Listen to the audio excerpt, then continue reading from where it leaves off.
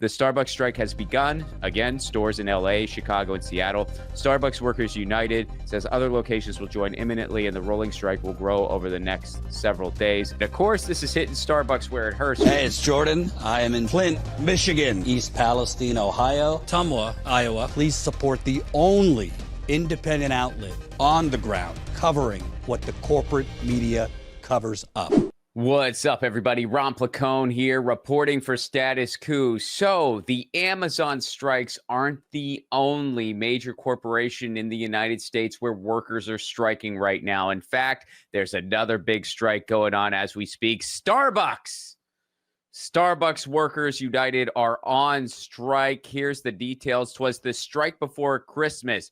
Starbucks baristas are going on 5 days of escalating ULP strikes in response to the company backtracking of our promised path forward. Starting tomorrow, that's today as of the recording of this, strikes are going to happen in Los Angeles, Chicago, and Seattle, and soon from coast to coast. So the strikes are starting in Chicago, LA, and Seattle. They're hoping to expand to 535 stores across the country, and it's going to continue through Christmas Eve. 'Twas the strike before Christmas, and in the coffee house, they said you can't get your coffee-themed milkshake, not you or your spouse, because we're being tired of exploited in the US of A, so we're standing up for ourselves, and we're starting today. Boom! So it's going December 20th through December 24th. So why are they striking? What exactly happened? We're going to go through this thread to start. So since February, Starbucks has repeatedly pledged publicly that they intended to reach contracts by the end of the year, but they've yet to present workers with a serious economic proposal. This week, less than 2 weeks before their end of year deadline, Starbucks proposed no immediate wage increase for union baristas and a guarantee of only 1.5% wage increases in future years. That's nowhere near enough. That does not even touch inflation. Our unfair labor practice strikes will begin Friday morning and escalate each day through Christmas Eve unless Starbucks honors our commitment to work towards a foundational framework. So you can support them by signing up at the Solidarity Canvas. So that's where the Starbucks workers are at right now.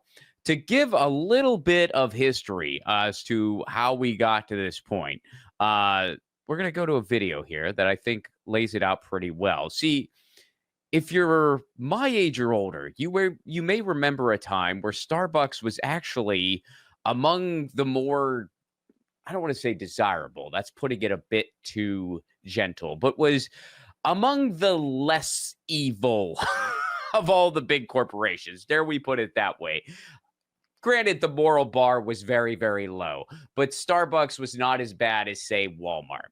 And the reason for that was Starbucks offered health benefits starting at 20 hours a week. I believe technically they still do, but there's some more fine print. We're going to unpack it all.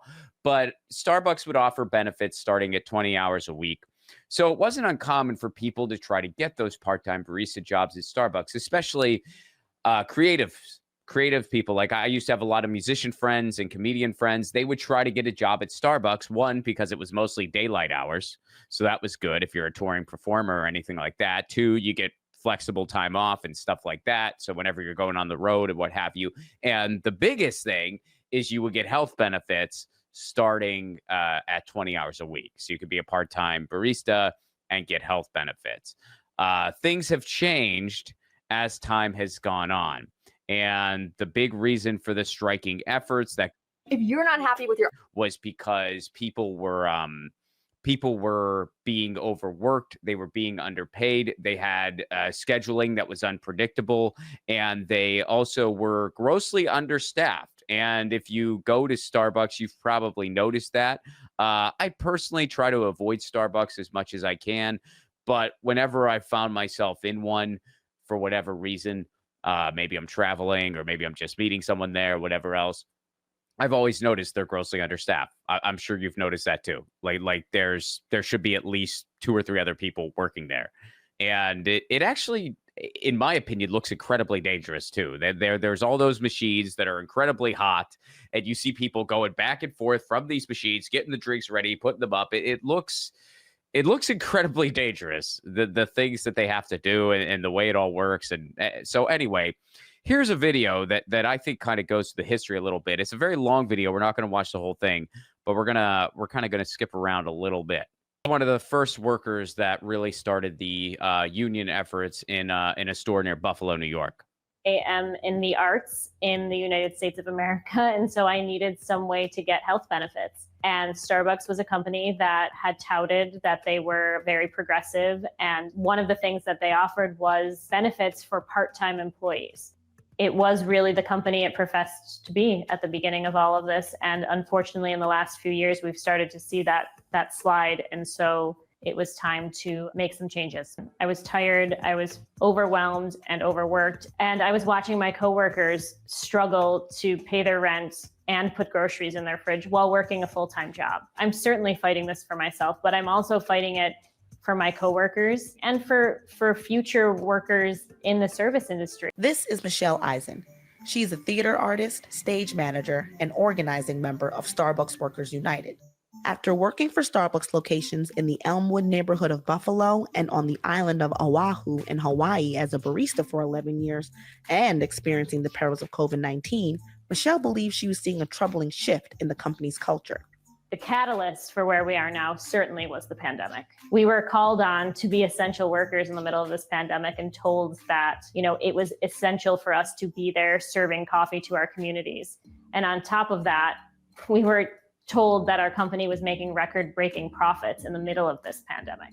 We have a CEO who's bragging about the level of profits that have been raked in by this company, and none of that is being passed down to the workers. And so that was the moment when we really sort of started to evaluate the company we worked for and who they professed to be, and realized that something had to change. Okay, so you see kind of the erosion of what Starbucks used to be and what it became. It used to be among the better big companies to work for if you gotta, and then things started changing. They started demanding more and more from workers. They were, again, underpaid, understaffed, underappreciated. Scheduling was kind of all over the place. The benefits eroded. And that brings us to present day. So the first unionized store was near Buffalo, and then the union started spreading like wildfire. You remember we covered that here on Status Coup. Stores started unionizing all over the place. Howard Schultz fought against it. Howard Schultz tried to basically erase it. He pleaded with workers, and then he tried to fight even dirtier. He proposed a wage increase, but didn't include union workers. So he tried to turn the workers against each other. He said, hey, I was going to increase wages, but we can only do it for the non-unionized store. We can't do it for the unionized store. The labor board stepped in and said, you can't do that. And that dirty trick was stopped. And union efforts kind of continued. And this sort of brings us to current day, where they're going on strike for the holiday season in hopes that Starbucks meets them at the negotiating table. And so far, as of the recording of this, Starbucks has not. Here's another tweet from More Perfect Union. The Starbucks strike has begun. Again, stores in LA, Chicago, and Seattle. Starbucks Workers United says other locations will join imminently, and the rolling strike will grow over the next several days. 537 locations. I think earlier I said 535. I was off by 2. Please forgive me. 537 locations with 12,000 workers are unionized and could join the shutdown. So they're hoping that everybody kind of steps in here and continues the shutdown through Christmas Eve. And of course, this is hitting Starbucks where it hurts during the holiday season. I know people are excited about the Starbucks. They have those holiday cups that people get excited about. I don't know if they're still doing that, but that used to be the thing. They did those holiday cups. It looked like a red Solo cup to me. I never understood what the hype was. In fact, I will use this time to kind of go on a little more elaboration on why I think Starbucks actually sucks a lot. So Starbucks, there was a time in the United States where we actually had a very thriving coffee shop counterculture, especially throughout the 70s and 80s. Though I personally wasn't alive for this, but I read a lot about it. The coffee shop culture broke the careers of people like George Carlin. That was where people like George Carlin got started. Coffee shops used to be a place for dangerous art, so to speak. In some ways, they still are, but it's really been decimated compared to what it once was. So Starbucks really homogenized all of that. And what Starbucks has really done culturally, let's be honest with ourselves as humans. At the end of the day, all of us are very excited that we're not 5 years old anymore. And if we want to have ice cream as soon as we wake up, or we want to have basically a sweet treat as soon as we wake up, we could do that and nobody can stop us. Deep down, we all really like that. I enjoy it right now. If I want to go eat some ice cream, I can. No one's stopping me. I might regret it later, but no one's stopping me. So what Starbucks did was they created a place where, hey, this isn't just you're going to get donuts and you feel guilty. This is your morning coffee. So come order a mint mocha frappy venti grande blah blah blah blah blah for $25. And there's going to be whip, and there's going to be sugar, and there's going to be mocha, and there's going to be whatever else. But it's your coffee. It's your morning coffee. Basically, it made it socially acceptable for people to go order a dessert first thing in the morning and feel like they're still being responsible responsible adults. I'm not ordering a dessert. This is a fancy coffee drink with an Italian sounding name. I'm being a grown-up. I'm just sophisticated. No. You're ordering a high fructose corn syrup dessert drink first thing in the morning. And that's fine, but that's what you're doing. There's really nothing sophisticated about it. Hey, if you like that stuff, all power to you. I get it. I mean, I'm not going to sit here and say like I've never enjoyed a mint mocha frappuccino. I have. They are tasty. I get it. But on the same note, it's really not healthy for you.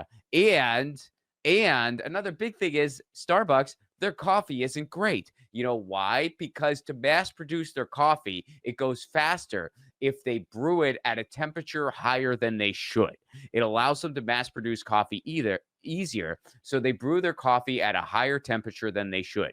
There is a chance that you have had Starbucks coffee, just a regular coffee, nothing in it, at some point in your life, and you thought, this tastes like it's burnt.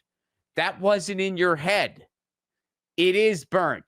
They burn their coffee on purpose, and they do it because it's easier to mass produce a lot that way. So they literally burn their coffee, and they can get away with it because, again, most of their business is coming from coffee-themed milkshakes.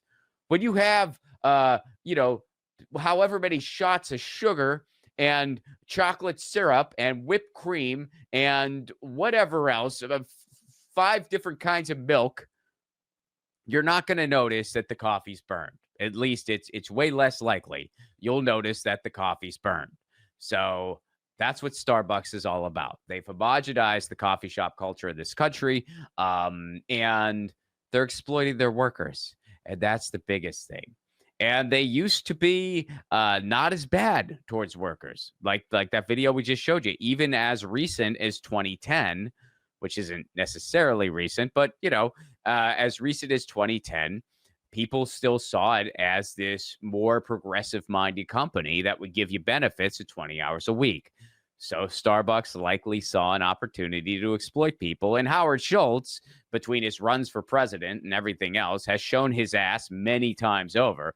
And we now know this ain't a great guy. So far, his efforts to stop the union have all been stopped. They've been halted. And now the union's really hitting them where it hurts during this holiday season. I love to see it, y'all. I love to see it. I know that Jordan is on the ground with the Amazon strikes, which is fantastic. And I'm going to go into my local. I mean, I'm in Los Angeles. I'm going to go to the Starbucks closest to me, and I'm going to see if they're one of the striking stores. I hope they are. And if they are, I'm going to, start rolling I'm going to start shooting some footage on my phone. So we'll see about all that. But that is happening right now. Make sure you are following the Starbucks Workers United on Twitter. It is just SB Workers United, or I'm sure you can follow them on Blue Sky or whatever platform of your choice, but it's SB Workers United. And also, before I sign out here, I will mention my podcast, 1000 with Ron Placone. My guest this week is the man, the myth, the legend himself, Mr. Jordan Sheraton. For those of you who don't know, my podcast 1000, it is a quest where I am going to try to interview 1,000 different people. Every guest can only appear once. I'm interviewing 1,000 different people that have piqued my interest or inspired me in some way. So, and in the month of December, I interview people that have a closer role to me in my personal life. So the month of December, I had Tina Desiree Berg on the show, and I've had Jordan Cheriton as well. Jordan's episode is this week. These are interviews that are kind of deep dive interviews because they're one and done. So you get a little bit of Jordan's origin story. You get a lot of Status Coup's origin story. We talk about his history in journalism, when he used to work for cable news outlets, including Fox News. So it's kind of a deeper dive. And of course, we take a deep dive into Flint, but it's kind of a deeper dive into Jordan that you might not get all the time. So you might find it interesting. You can find that podcast, 1000 with Ron Placone, wherever you get your podcast, or you can get it on my YouTube channel, which is just youtube.com/Ron Placone. YouTube carries podcasts now, so they carry my podcast. So check it out if you are interested. And this is Ron Placone for Status Coup signing out.